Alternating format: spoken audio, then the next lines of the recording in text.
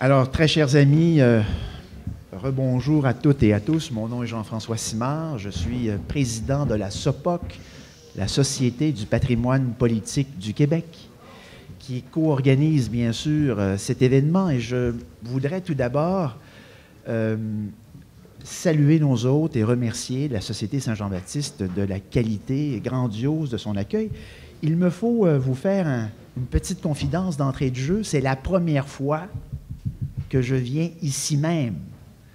Alors, il fallait cet événement sur De Gaulle pour m'en donner l'occasion. Et je vous en remercie. Je voulais également prendre le temps de saluer les représentants de la SOPOC, mes collègues qui sont sur le conseil d'administration. Je vois d'entrée de jeu un très jeune historien nouvellement embauché à l'UQAM, Robert Comeau, que je salue. Je salue également Michel Sarah-Bournet qui est avec nous juste ici.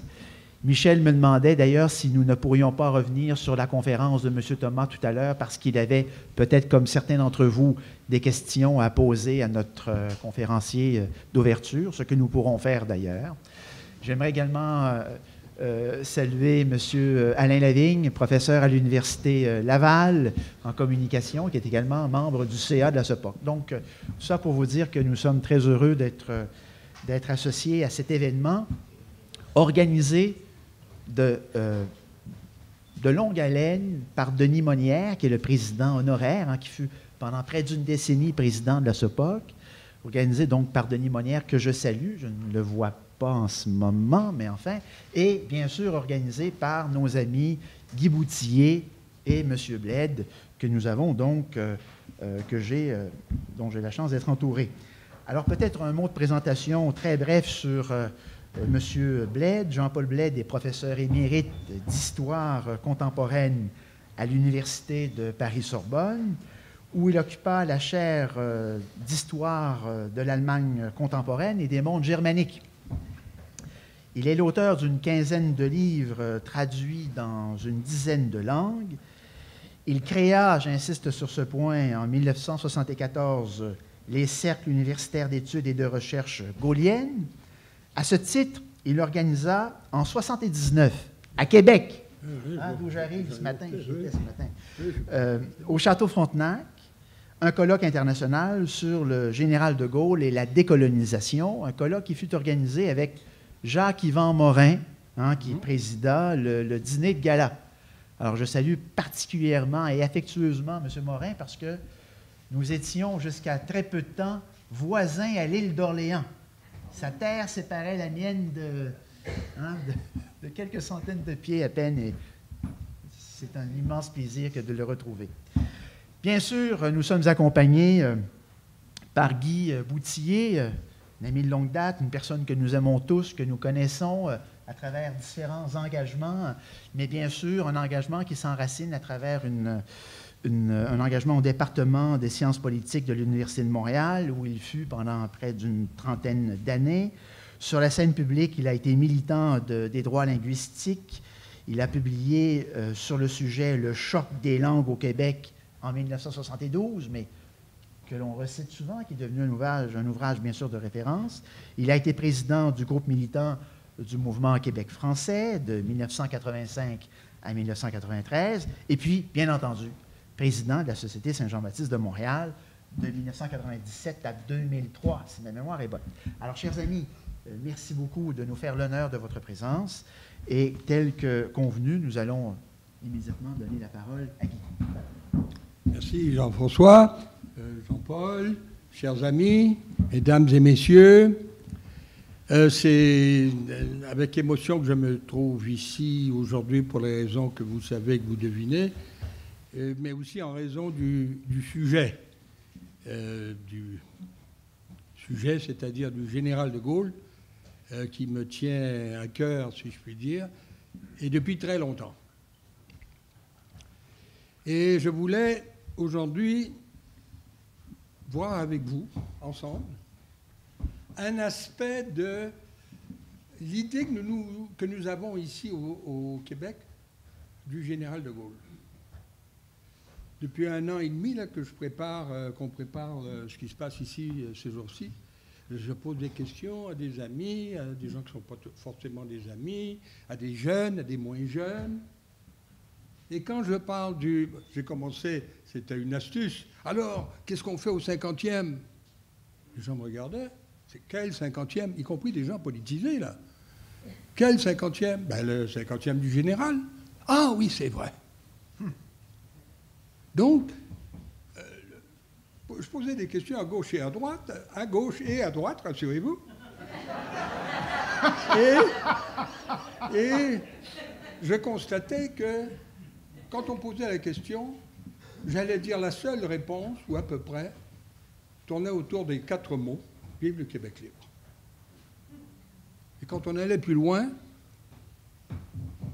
on nous parlait, disons, de l'histoire de l'épisode du micro sur le balcon. Y avait-il un micro, y avait-tu pas, il était branché ou pas. Mais ensuite, pas grand-chose, me semble-t-il, en tous les cas. Alors moi, j'ai dit, ben tiens, on va regarder De Gaulle, mais tout de suite avec l'idée de montrer que De Gaulle était entré dans notre vie bien avant 67. On s'imagine qu'il est venu ici en 67 et qu'il serait tombé comme un cheveu dans la soupe avec son Vive le Québec libre. Mais il est venu ici, c'était son 3e voyage au Québec. 44, 60, 67. Et même si on remonte plus haut, c'était pas le premier contact qui fut établi entre De Gaulle et nous. Et je signale que ce tout premier contact a été amorcé par le général et non pas par nous. Le 1er août 40, dans ses discours et messages de Londres, il nous adresse, permettez le nous, hein, on peut, il nous adresse un message. L'âme de la France cherche et appelle votre secours à vous, Canadiens français. 1er août 40, c'est déjà pas mal. Donc, la guerre et toute la guerre, De Gaulle est présent. Il viendra passer quelques jours, un jour ou deux, un jour peut-être, le 11 juillet 44, mais il est déjà présent. J'allais dire dans nos préoccupations, dans nos cœurs, dans nos rivalités dans certains cas. Mais il est là déjà. Et puis, on pourrait parler de 40. J'ai pensé parler de 40-44, car il y a beaucoup de choses à dire, et pas simplement la rivalité pétiniste-gaulliste. Ça, c'est connu, il y a des gens qui ont bien travaillé la question.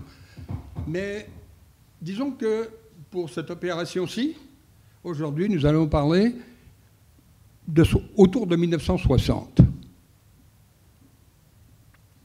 Et finalement, pour mettre des dates et pour simplifier, 4 automnes successifs nous serviront de repères. L'automne 58, condition sine qua non, c'est que le général revienne et se donne un instrument de travail efficace en la Ve République.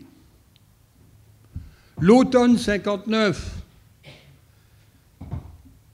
16 septembre, quand De Gaulle introduit le principe de l'autodétermination dans les rapports entre la France et l'Algérie, condition sine qua non pour venir nous parler ici.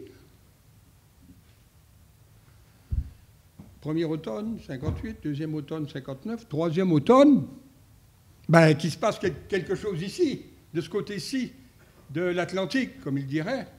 Et il y a eu le changement de gouvernement que vous savez. Et tout de suite, dans la foulée de la victoire, 2 mois après la victoire, Georges-Émile Lapalme, un des personnages importants du nouveau gouvernement, à la recherche de nouveaux horizons, se retrouve à Paris, où il est mis en rapport avec André Malraux. On a parlé de lui tout à l'heure, on en parlera sans doute encore. Et rapidement, le contact s'établit et positivement pour rendre possible, pour réaliser le 4e automne, on va l'appeler comme ça, l'ouverture de la délégation générale du Québec à Paris.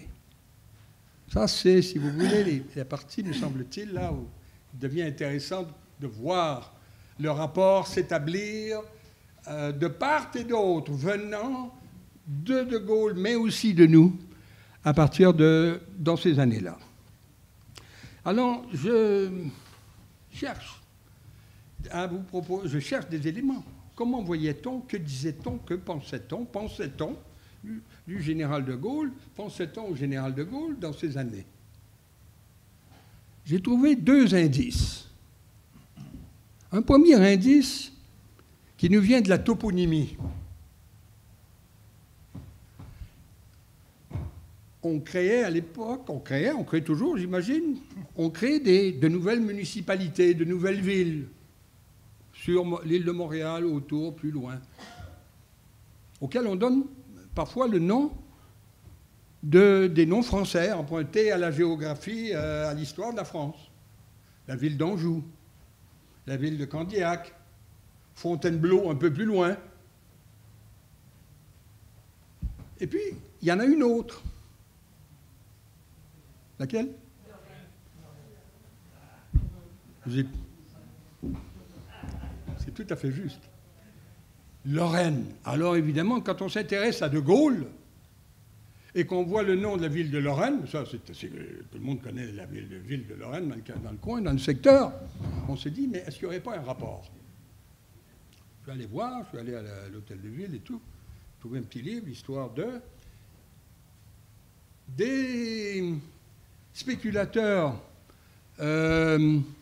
immobiliers de Montréal s'intéressent à ce secteur du territoire là, au nord de l'île Jésus, achètent pour les rassembler des terres et en achètent en abondance, suffisamment en tous les cas, pour prétendre vouloir constituer une nouvelle municipalité.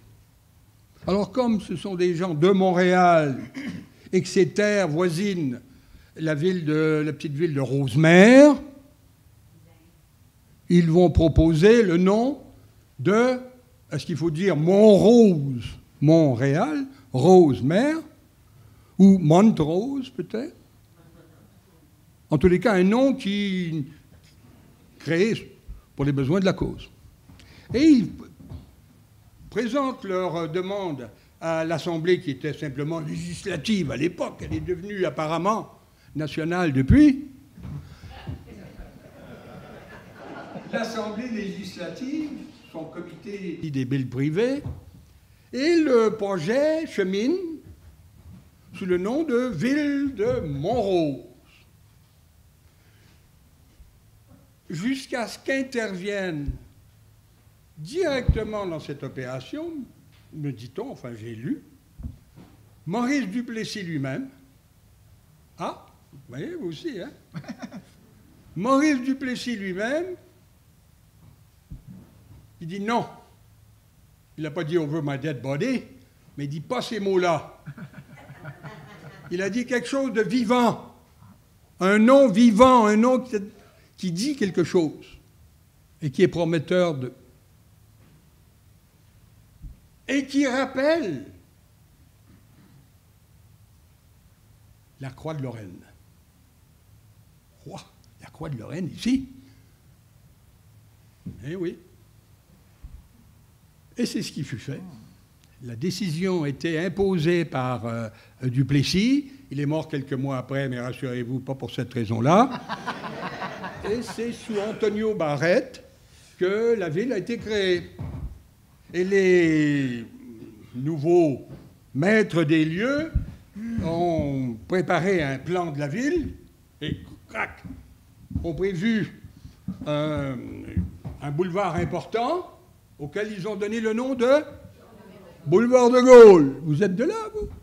Ah, ben voilà. Voilà. Et c'est là où ils ont installé l'hôtel de ville. Alors, c'est assez clair que la référence, déjà, de Gaulle ne laissait pas indifférent au Québec. En tous les cas, pas de Duplessis, pas les autres qui ont suivi. Bon, voilà, premier indice toponymique, dont on ne parle pas beaucoup. suis pas sûr que tous les habitants de la ville de Lorraine ne seraient pas étonnés de m'entendre parler aujourd'hui, mais qui a au moins le mérite, cet indice, d'être encore d'actualité, d'exister. Le deuxième indice, plus difficile à saisir, on le trouve du côté du vocabulaire politique. On voit apparaître en 58, 59, en tous les cas, 60, 61, un mot, ben oui, qu'on trouve dans le Larousse depuis toujours, mais qu'on ne trouvait pas dans la bouche des hommes politiques au Québec, mais qu'on trouvait dans la bouche du général de Gaulle. Et c'était le mot. Et Maxime l'a employé 4 fois, je crois, tout à l'heure au micro. J'étais ravi de l'entendre. Le mot de grandeur. Ça, c'est pas un mot québécois. Ce n'était pas, ce ne l'est peut-être plus non plus, mais ce n'était pas un mot du vocabulaire. J'ai vu un commentaire de François Albert Anger à l'époque. Il dit ce mot nouveau. Nouveau au sens... tout le monde savait, connaissait la phrase de Gaulle, bon, très bien, la France renaît dans son honneur, dans son indépendance et dans sa grandeur. Ça, tout le monde le sait, ça. Même chez les Anglais, chez les anglophones. La grandeur. Alors, ça commence ici aussi. On dirait que le mot est passé. En 59, se trouvent 2 hommes politiques qui vont avoir une brillante carrière, ça avait commencé d'ailleurs, mais ça allait continuer. Des figures marquantes des années 60 et, le hasard fait que des interlocuteurs directs du général de Gaulle, Jean Lesage et Jean Drapeau. On ne les associe pas habituellement à de Gaulle. Pas toujours en tous les cas. Ou ça dépend de l'angle. Jean Lesage publie son petit livre programmatique en 59. Jean Lesage s'engage. Le titre de conclusion vers une politique de grandeur nationale. Jean Lesage, grandeur nationale. En 59 toujours, un ancien maire de Montréal qui va bientôt le redevenir, et pour longtemps, Jean Drapeau, lance son livre « Jean Drapeau vous parle ». Certains ont dû le lire. Écoutons-le. Tout ce qu'il y a aujourd'hui dans cette province de dignité blessée, de liberté frémissante, de volonté de progrès, d'espérance invincible. Tout cela doit enfin se traduire dans une politique exaltante où se confondent l'épanouissement de l'homme, terre des hommes, l'épanouissement de l'homme et la grandeur de l'État.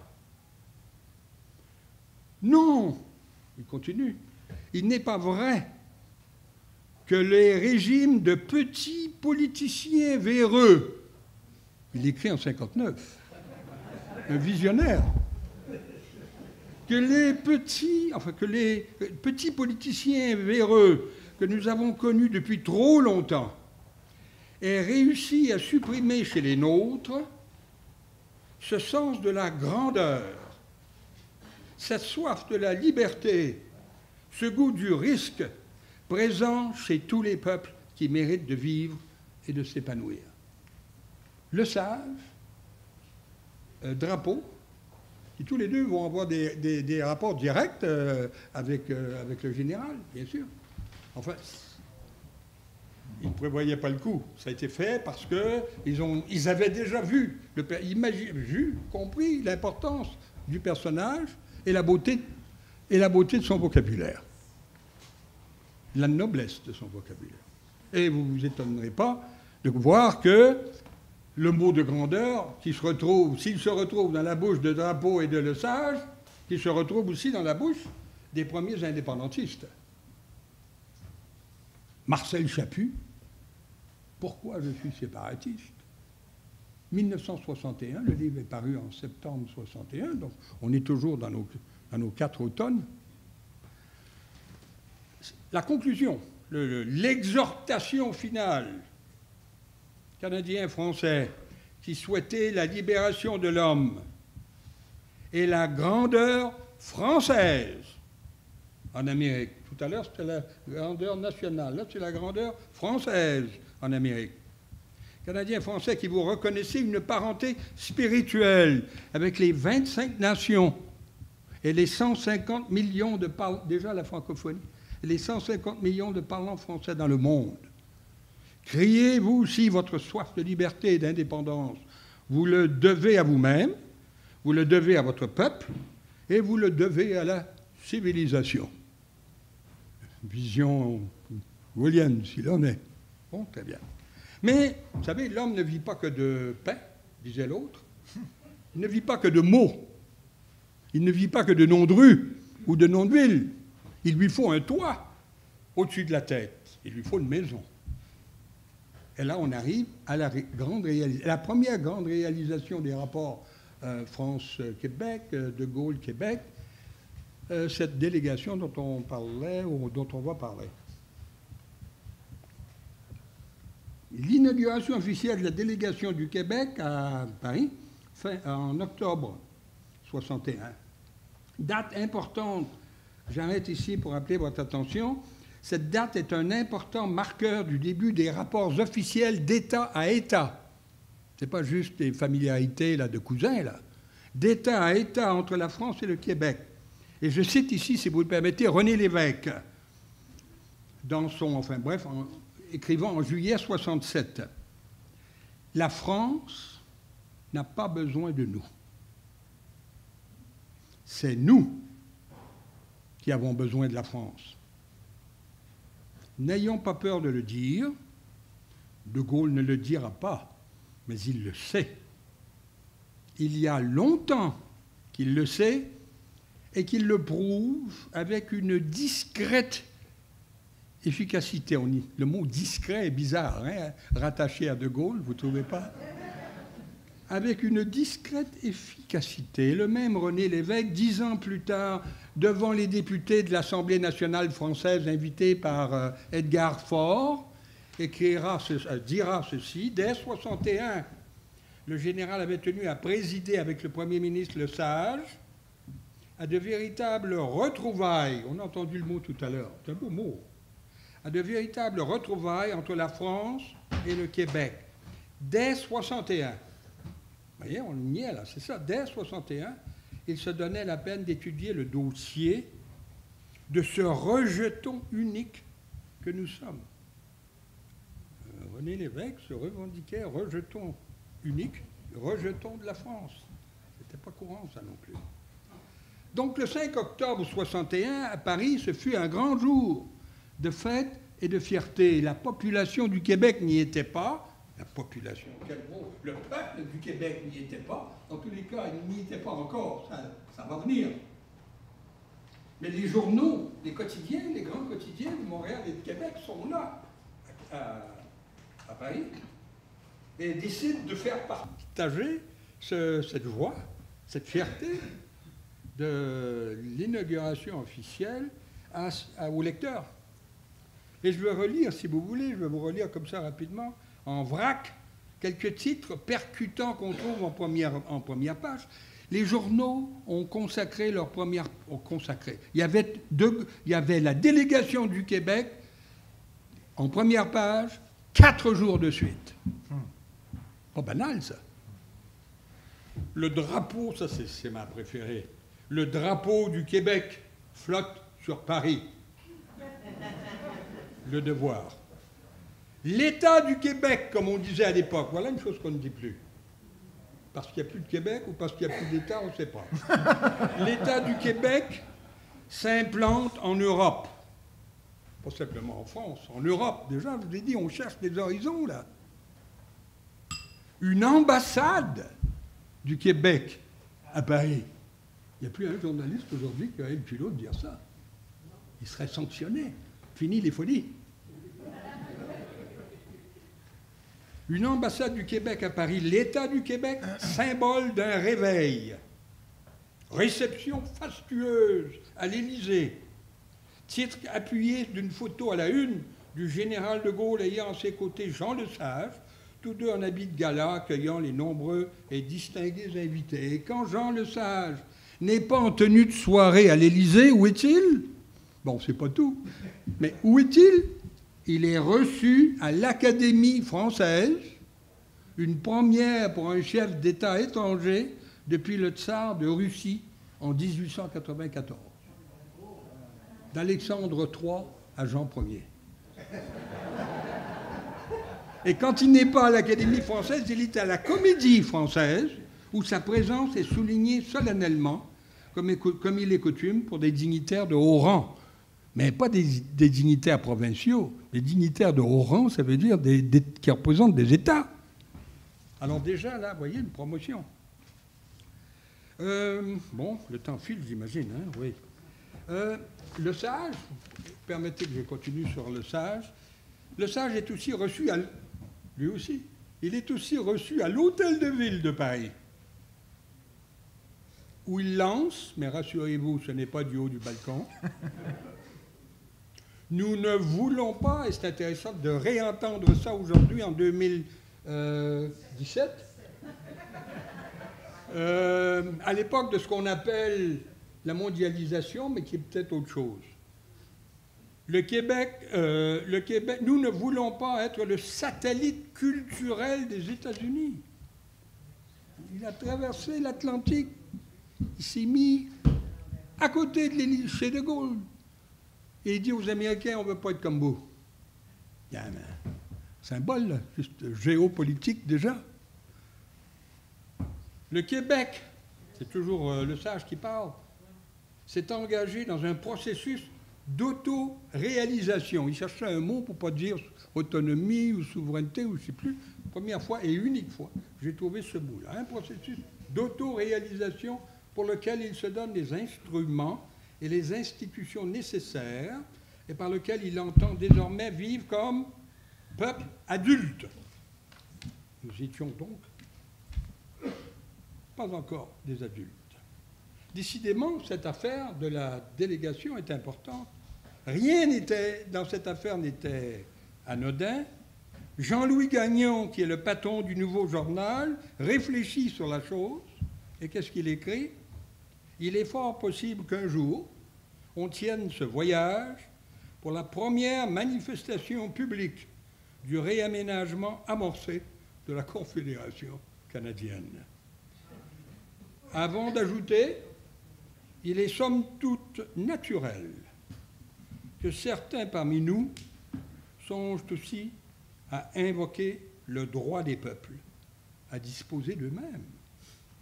Donc ça, c'est plutôt un regard de, je suppose, de fédéralistes. Il dit, hey, ils sont en train de... Déjà, ils sont sur cette voie.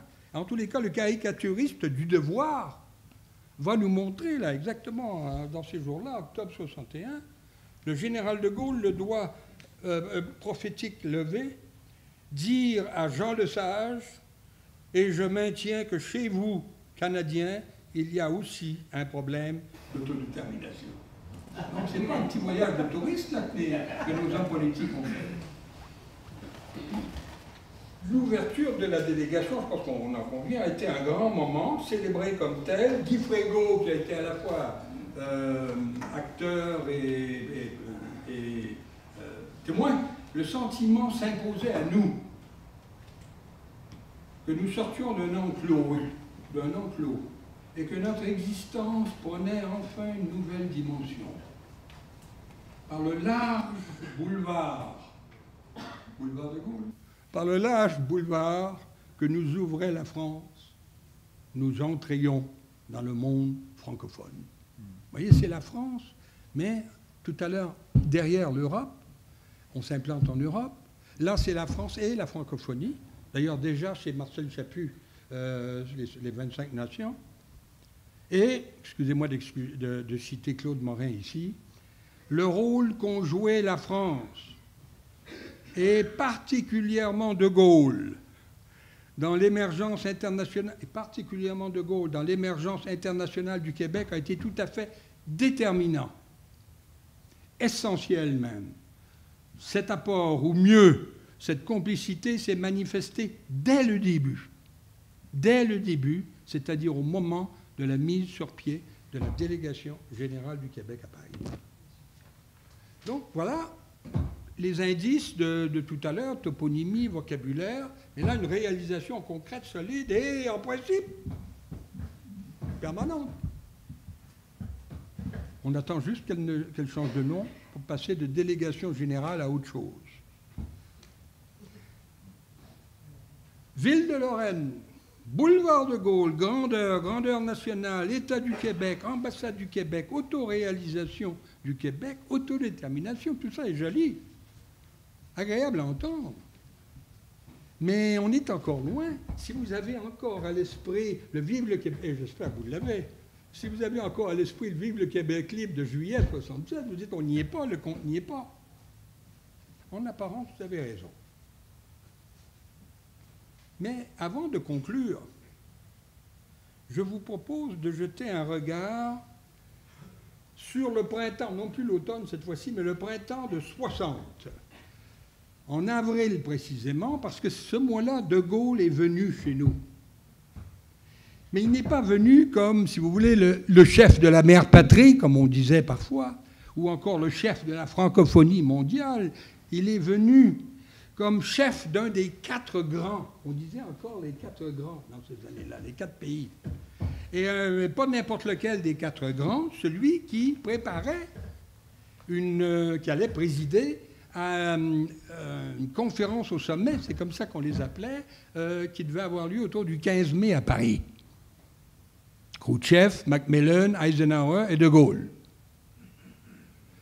Et pour se préparer à son rôle, à jouer son rôle, non seulement d'hôte, mais de leader du monde libre, c'est comme ça que c'était perçu, il a décidé de faire la tournée des capitales des pays amis. Donc il est d'abord allé à Londres, il est allé ensuite à Washington et ailleurs aux États-Unis, où il a passé 7 ou 8 jours. Et entre-temps, comme il y avait le Canada, il est venu au Canada. Où il était déjà venu, on l'a dit tout à l'heure, en 1944 et en 1945. Pour De Gaulle, le voyage qu'il a fait ici, le séjour qu'il a fait, la visite qu'il a fait ici en avril 60, se situait, pour De Gaulle, vu de Gaulle et vu de pas mal de tout le monde, sur le plan de la politique étrangère. C'est une affaire de relations internationales, de conduite de la diplomatie dans un moment très difficile, guerre froide, querelle, le mot est faible, autour du statut de Berlin. Hein, il allait faire la tournée, là. Et malgré ça, bien que ce voyage ait été pensé, voulu, organisé du point de vue de la diplomatie et de la politique étrangère, il a choisi, il a décidé de venir au Canada, et au Canada, surtout au Québec. Déjà, il y a un signe, là. Et si tout le monde ne l'a pas vu, en tous les cas, André Larandeau, que tu connais bien, elle l'a vu. Voilà ce qu'il écrit. Il, étant De Gaulle, il est néanmoins décidé de consacrer quelques jours au Canada, qu'à l'intérieur de ce voyage trop rapide, il est donné au Canada français le plus clair de son temps. Passé au Canada, il est allé à Ottawa, et puis tout de suite, il est venu à Québec puis à Montréal. Le plus clair de son temps et de ses préoccupations. C'est un hommage, c'est Larandeau qui parle, c'est un hommage auquel nous ne pouvons pas ne pas être profondément sensibles. Venant d'un tel homme, cet hommage acquiert un prix inestimable. Nous étions heureux que la France nous rende visite. Heureux que la France nous rende visite, c'est déjà bien. Et comblés qu'elle s'incarne dans De Gaulle. Puis à Québec, il ne s'est pas contenté de venir s'occuper des chrysanthèmes. Il a dit de belles et bonnes choses à entendre, aussi bien à Laval qu'au Château Frontenac, qu'à l'Hôtel de Ville. Et belles et bonnes à entendre en particulier parce que s'il a parlé de nous, c'était pas du tout par rapport à une espèce de passé nostalgique et folklorique, mais bien par rapport à l'avenir, au rôle.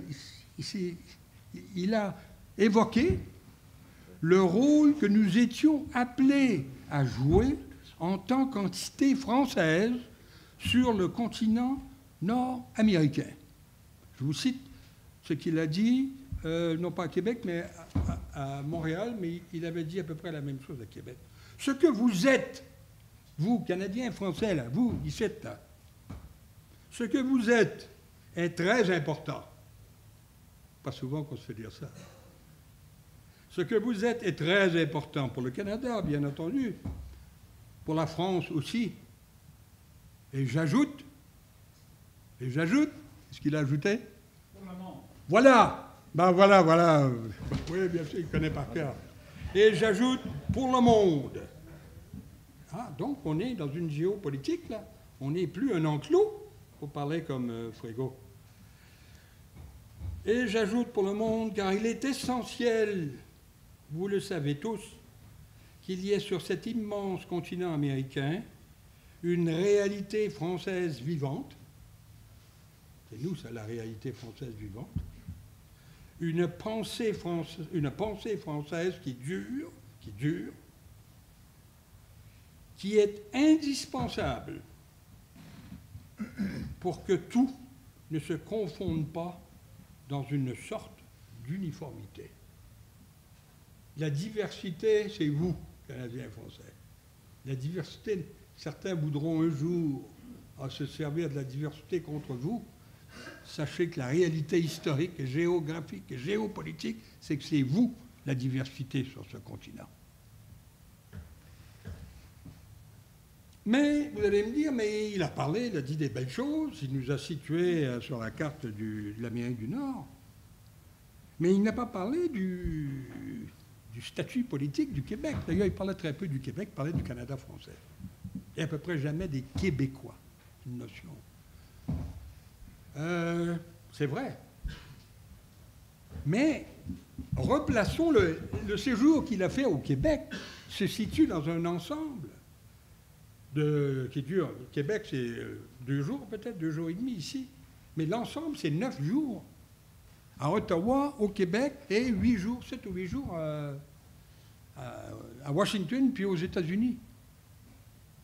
Si vous regardez l'ensemble de son voyage, qu'est-ce que vous constatez?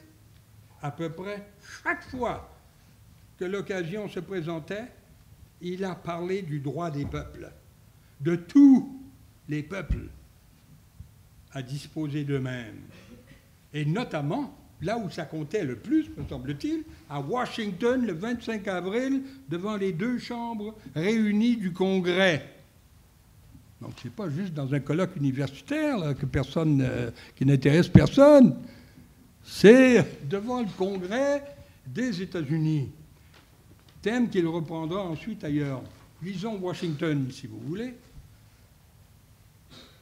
Ce qui a conduit la France à vos côtés, c'est avant tout, j'épargne certains détails, son âme millénaire, sa tradition, son idéal, sa conviction qu'en fin de compte, l'ordre du monde exige la démocratie dans le domaine national et le droit des peuples à disposer d'eux-mêmes sur le plan international. Il est allé clamer ça, j'allais dire, at the top. À New York, prenons aussi l'exemple de New York, je vous épargne San Francisco, la France cherche à faire en sorte que tous les hommes et tous les peuples de la Terre, disposent librement d'eux-mêmes, car c'est seulement dans ces conditions qu'ils pourront se trouver au degré voulu de dignité de notre espèce. L'indépendance, une affaire de dignité humaine, de dignité de notre espèce. Et je vous signale que le mot dignité était, avec le mot grandeur, dans les premiers textes des premiers indépendantistes, chez d'Allemagne, chez Bourgault, très fortement chez Chaput. la dignité était placée au cœur ou au sommet du projet indépendantiste. Et c'est exactement ce que De Gaulle dit à New York. Et il a dit ça aux États-Unis. Donc vous allez me dire, oui, mais c'est un pays étranger. Mais il l'avait dit aussi à cet autre pays étrangement étranger qui s'appelle le Canada. Il a commencé son voyage en Amérique du Nord à Ottawa. Il a été reçu par Diefenbaker avec plus un aréopage d'hommes politiques, etc. Et qu'est-ce qu'il a dit? Où est-ce qu'elle est? Où est-ce que c'est que j'ai mis ça? Oui. Écoutons-le. De Gaulle parlait de la France millénaire, à qui sa stabilité et sa puissance renaissante ne font que rendre plus clair son devoir universel, qui consiste à vouloir que les autres disposent librement d'eux-mêmes, comme elle le veut pour sa part. Donc là, juste de l'autre côté de la rivière Outaouais, il a parlé du droit des peuples à disposer d'eux-mêmes. Et de la manière dont il a parlé de nous et de l'importance que nous représentions dans la géopolitique et la géoculture nord-américaine, c'est évident qu'il nous voyait déjà comme un peuple. Il a parlé du droit des peuples juste avant de venir et juste après. Et il ne pensait pas à nous. Moi, je crois que c'est par habileté, diplomatie, amitié, respect pour notre propre démarche. Il ne voulait pas la précéder. Il ne voulait pas nous bousculer, comme il l'a fait quand même, heureusement d'ailleurs, en 1967, pour quelques notables. Mais s'il a dit tout ce qu'il a dit ici, puis ce qu'il a dit aux États-Unis et au Canada, concernant le droit des peuples, c'est peut-être bien qu'il connaissait déjà, il savait déjà que des choses étaient en marche, en mouvement, commençaient à monter. Ça, si vous lisez les discours qu'il a prononcés en 67 le long du chemin du roi, vous voyez très souvent, il dit, vous êtes un peuple qui monte. Il ne dit pas où ça s'est arrêté, il n'a même pas dit que ça allait s'arrêter. Vous êtes un peuple qui monte. Alors la question, c'est, une question que je me pose, c'est la suivante.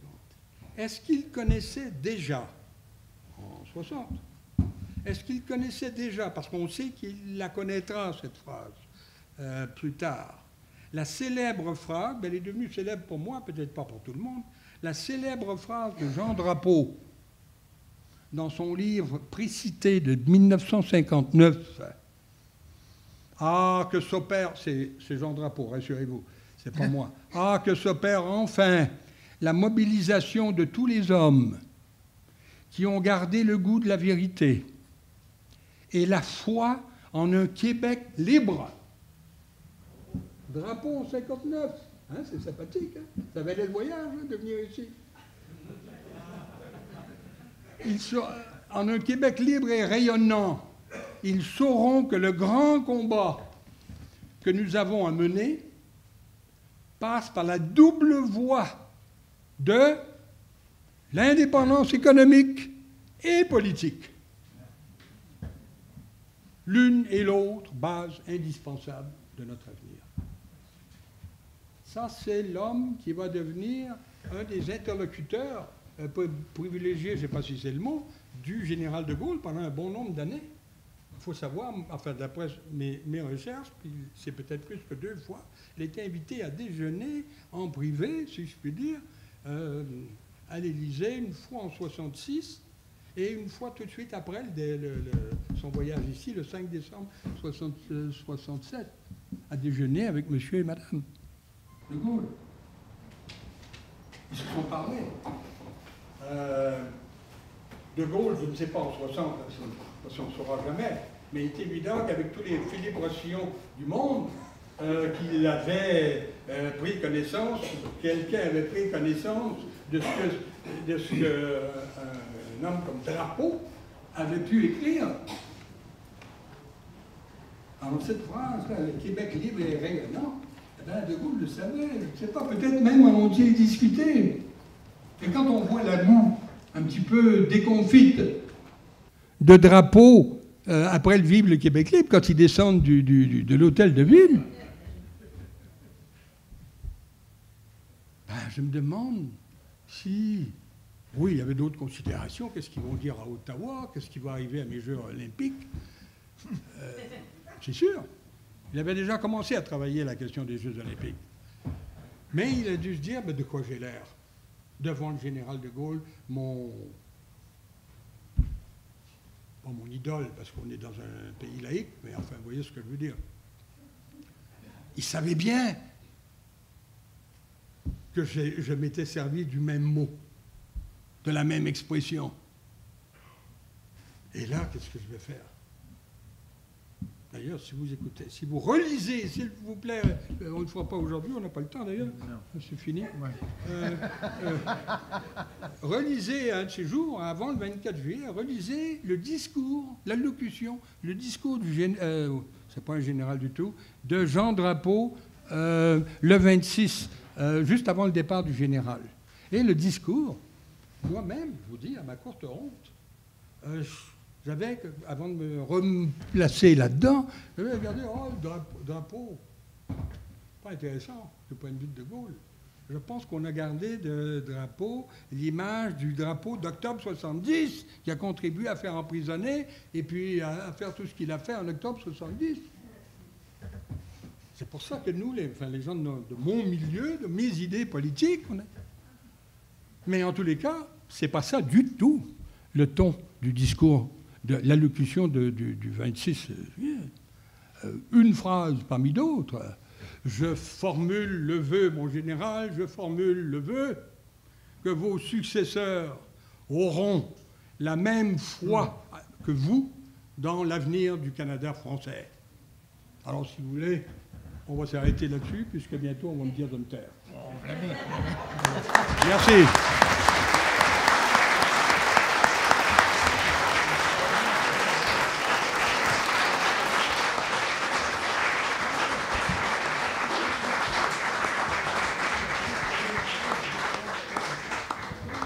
Guy, nous étions tous suspendus à tes lèvres. Ah, c'est pour ça que... Oui.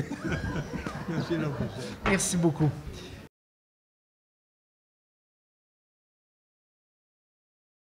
Alors, très chers amis, sans plus attendre, et puis on pourra passer à la période des questions après.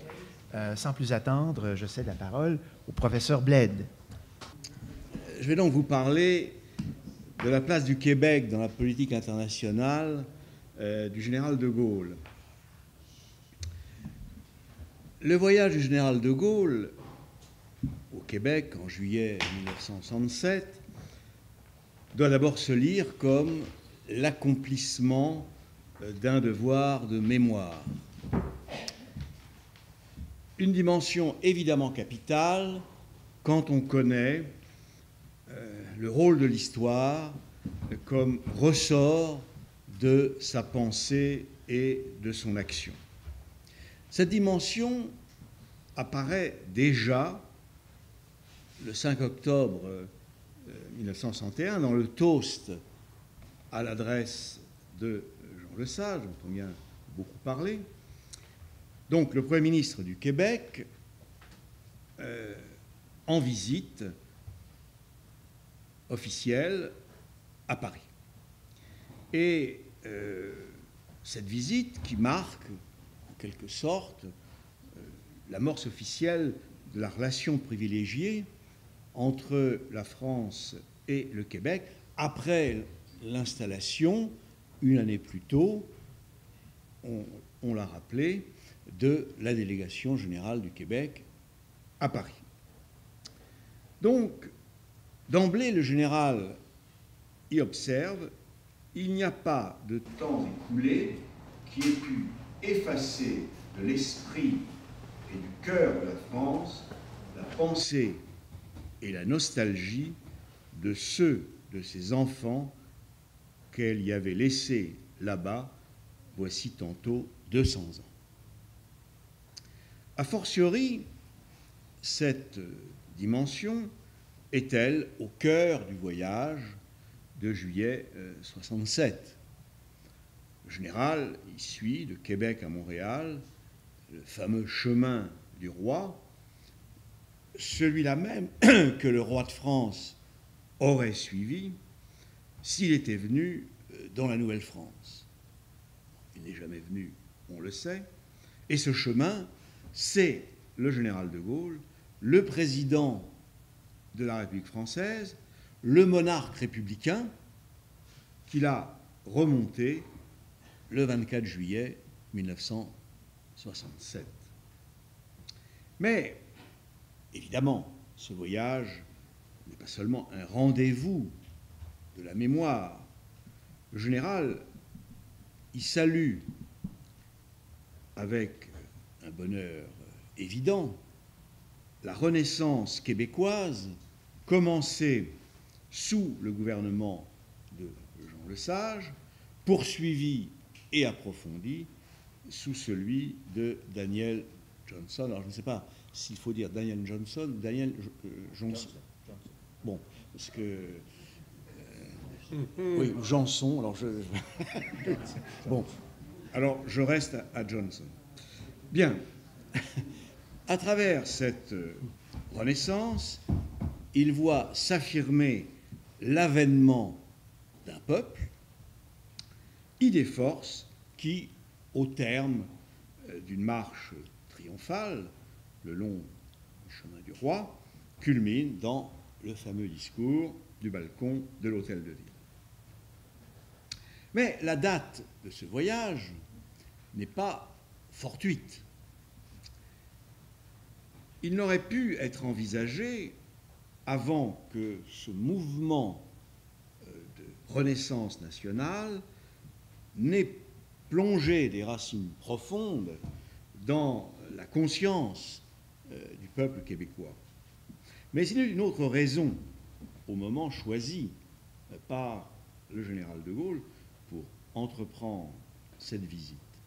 Celle-ci doit en effet se comprendre aussi comme un jalon fort dans l'affirmation de sa politique d'indépendance nationale, sa politique d'une France aux mains libres. Dès les origines, ceci a été évidemment rappelé tout à l'heure, dès ses origines, l'action du général de Gaulle a été commandée par cette exigence. Son entrée dans l'histoire planétaire, le 18 juin 1940, n'a pas d'autre sens. Son appel à la résistance est motivé par le refus de l'asservissement de la France à l'Allemagne, et donc par la volonté de défendre son indépendance. Mais cette volonté, il ne l'applique pas seulement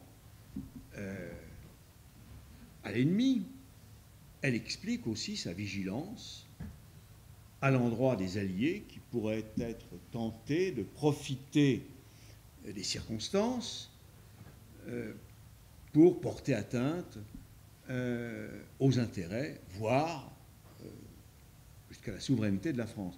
D'où ces rapports souvent tumultueux avec Churchill, d'où ces relations régulièrement orageuses avec Roosevelt qui l'obligent à se mettre à plusieurs reprises en travers de plans américains. Le plus célèbre est évidemment l'Amgot.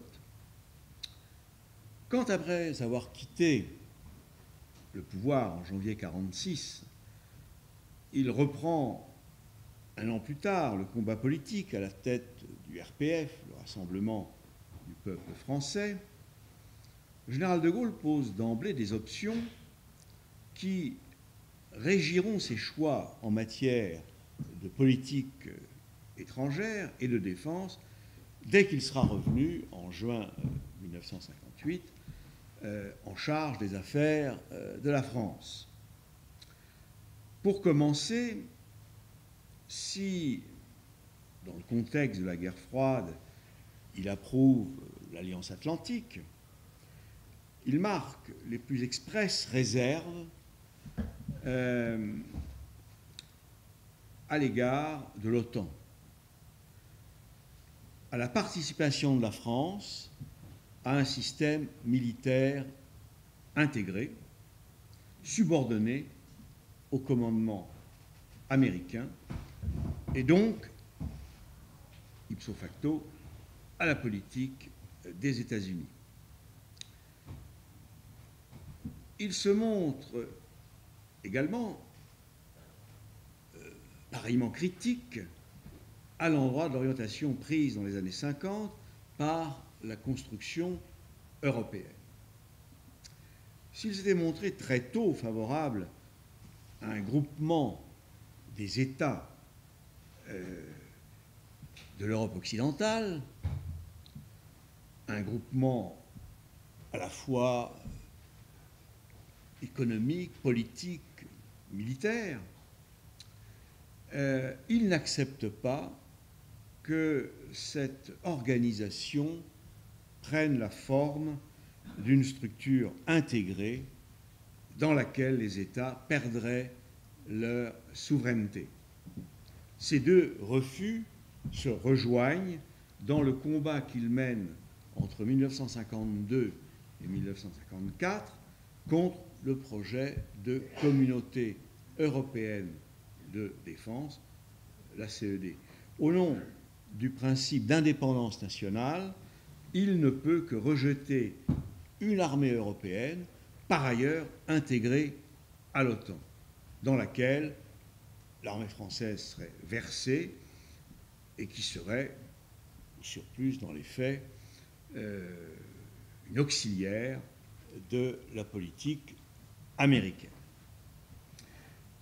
Ainsi, lorsqu'il revient au pouvoir, en juin 1958, le général est porteur d'un corps de doctrine inspiré par l'exigence d'indépendance nationale.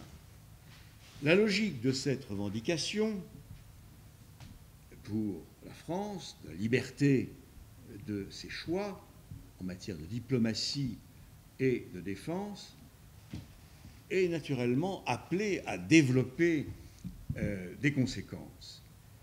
Elle ne peut manquer notamment de conduire le président de la Ve République à rejeter le système des blocs.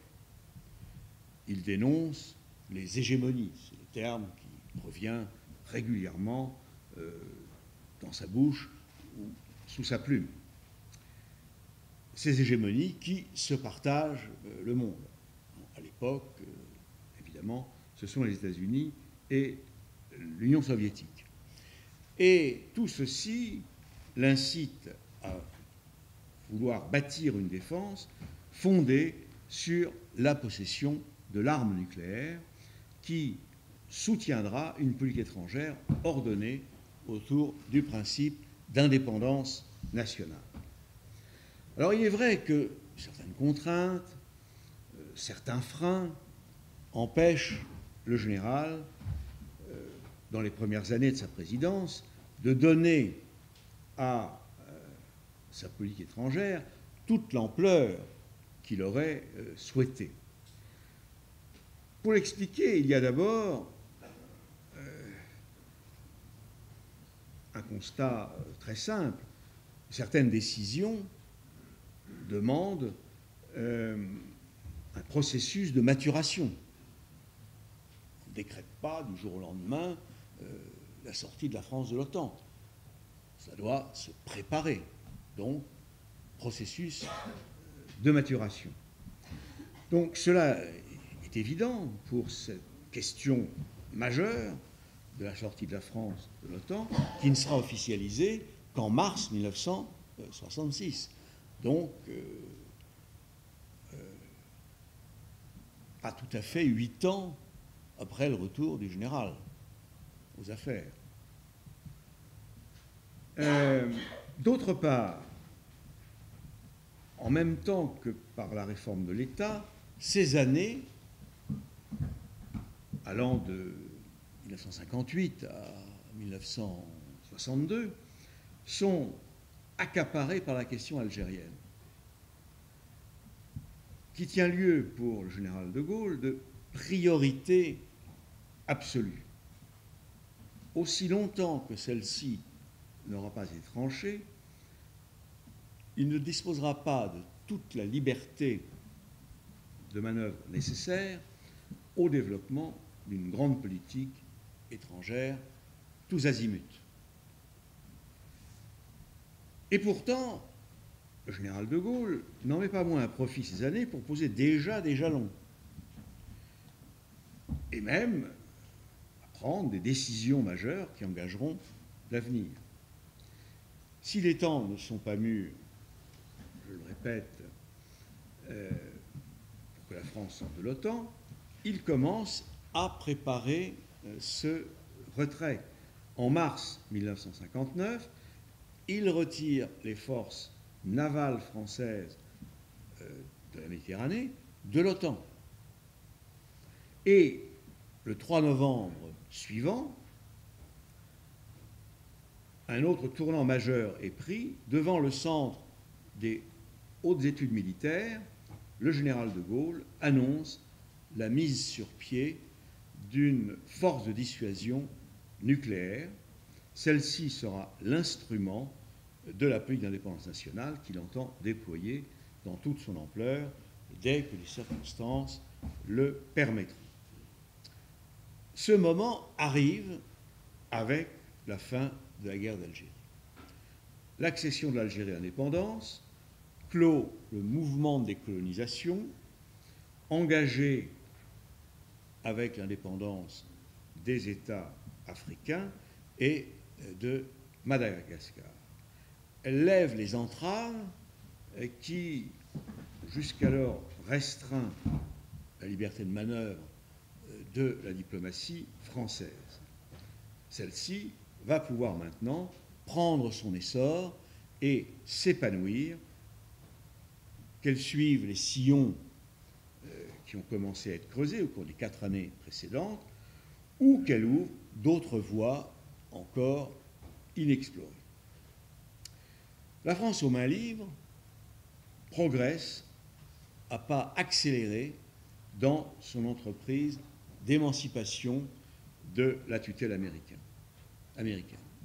Sur la plupart des fronts où elle est active, la diplomatie française non seulement marque sa différence, mais souvent s'oppose directement à la politique des États-Unis.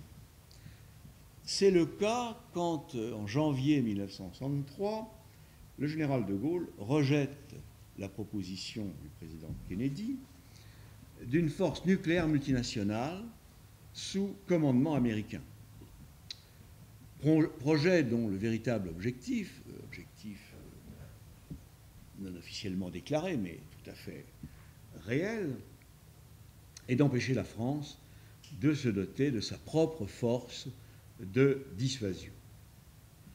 Ce refus est pour beaucoup dans la position prise par l'Élysée face, à peu près au même moment, face à la candidature de la Grande-Bretagne à l'adhésion au marché commun.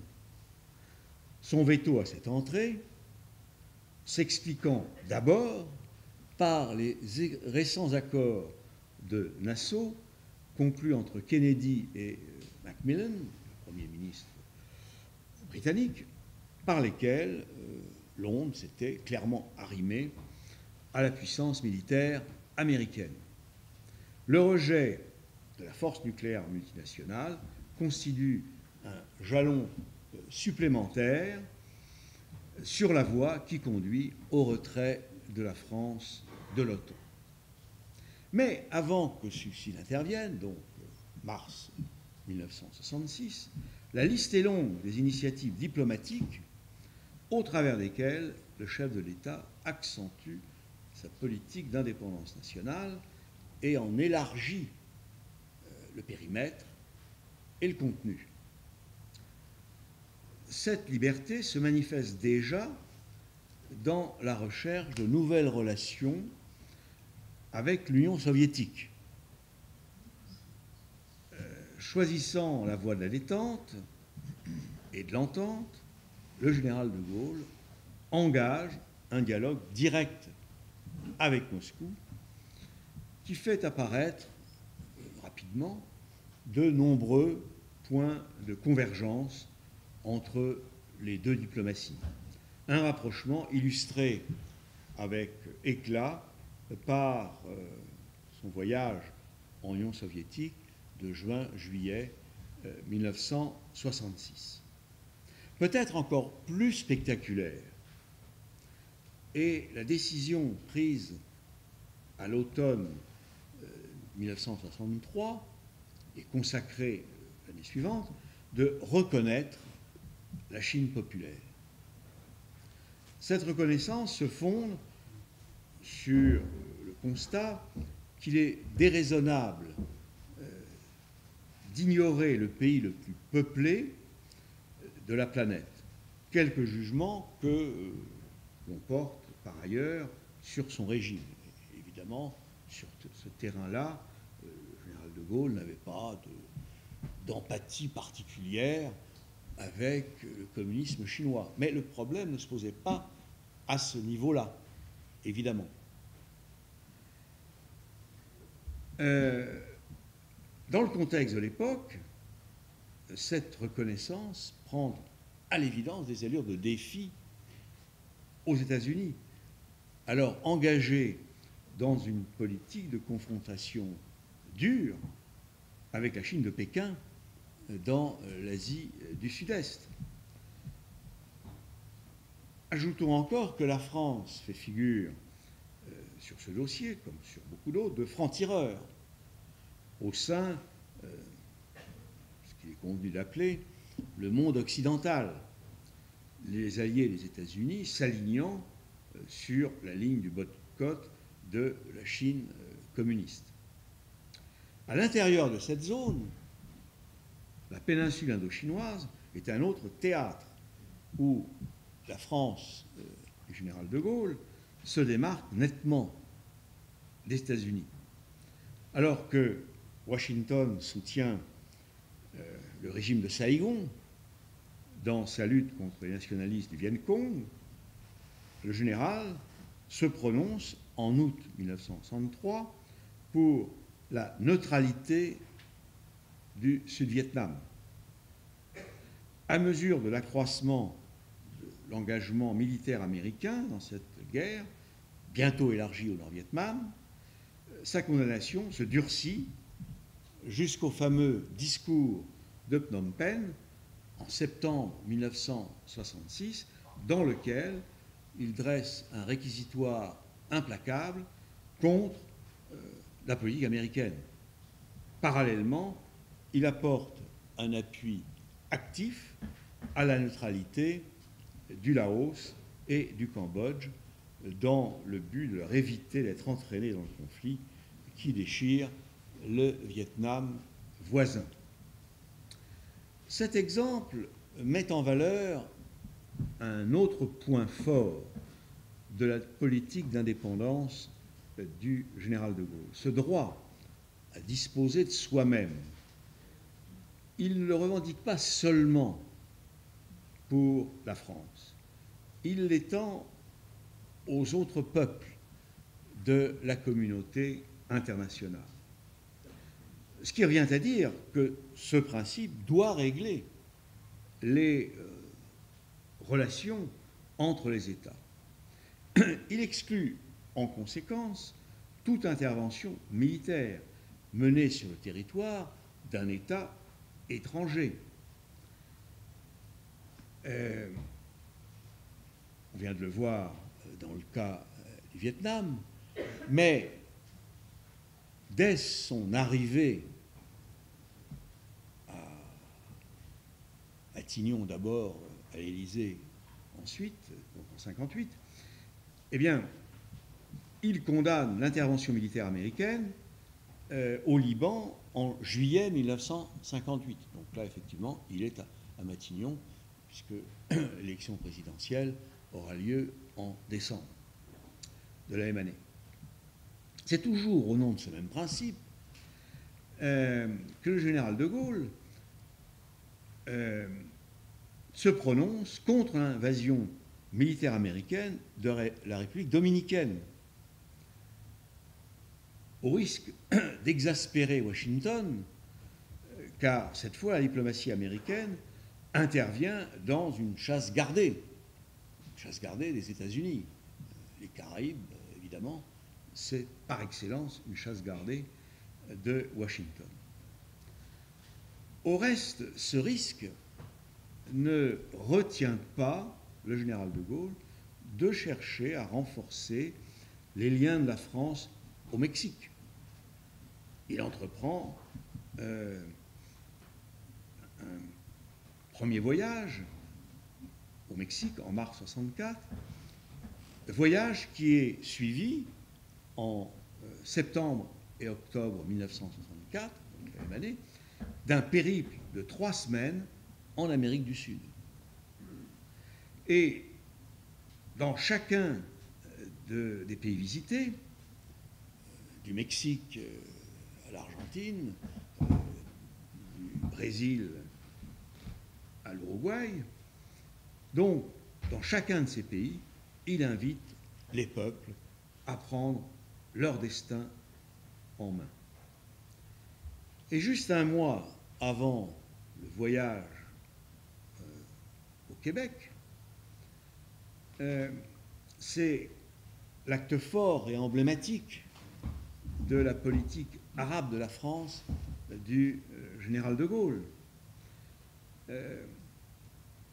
amorcé après l'accession de l'Algérie à l'indépendance, poursuivi depuis, et cette politique connaît un sommet quand le général de Gaulle refuse d'avaliser l'attaque israélienne lors de la guerre des 6 jours, mais décide en outre, ça va plus loin qu'une condamnation, ce qui était déjà fort important, mais il va plus loin puisqu'il décide de placer Tel Aviv sous embargo militaire. Parce qu'il faut savoir qu'à l'époque, Israël se fournissait largement en France, notamment pour ce qui concernait son aviation. L'aviation israélienne, eh bien, était essentiellement composée de Mirage français. Donc, embargo sur les pièces nécessaires à l'aviation israélienne. Et cette décision, eh bien, elle met une fois de plus le général de Gaulle en opposition frontale avec les États-Unis.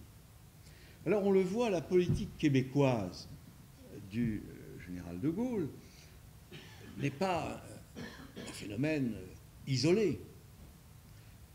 Elle trouve sa place dans un ensemble d'actions ordonnées autour du principe d'indépendance qui se déploie au cours des années, aussi bien en Europe qu'en Asie du Sud-Est, en Amérique latine et du Nord, qu'au Proche et au Moyen-Orient.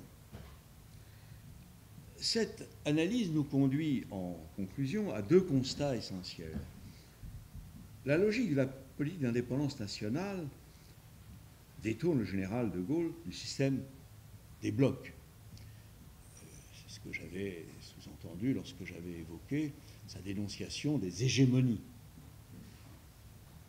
De même, ne place-t-il jamais son action sous le drapeau de l'Occident? C'est un terme qu'il emploie très peu. Je ne dis pas qu'il ne l'emploie jamais, mais très peu. Or, c'est un concept politique régulièrement mis en avant par la puissance américaine et par les alliés les plus proches des États-Unis. Si la formule du choc des civilisations n'a pas encore été inventé dans ces années 60, eh bien, il en est à l'évidence à 1000 lieues. L'autre point capital, l'histoire a fait entrer le général de Gaulle dans le personnage du libérateur. Il a été d'abord pour la France, évidemment, on n'y revient pas, mais à partir de 1958, cette image s'étend bien au-delà des limites de l'Hexagone. C'est comme libérateur qu'il est perçu et salué par les peuples des pays où il se rend et aussi de ceux, comme les pays arabes, où le temps lui manquera pour s'y rendre. Et c'est précisément en libérateur qu'il est accueilli et fêté par le peuple québécois en juillet 1967 dans une liesse inégalée. Et lui-même, remué jusqu'au plus profond de son être, en fait la confidence aux Montréalais, rassemblés pour l'entendre sur la place de l'Hôtel de Ville. Ces moments uniques le long du chemin du roi lui ont rappelé l'enthousiasme du peuple de Paris, libéré, le 25 août 1944, quand il descendit la voie triomphale de l'Arc de Triomphe à l'Hôtel de Ville. Je vous remercie.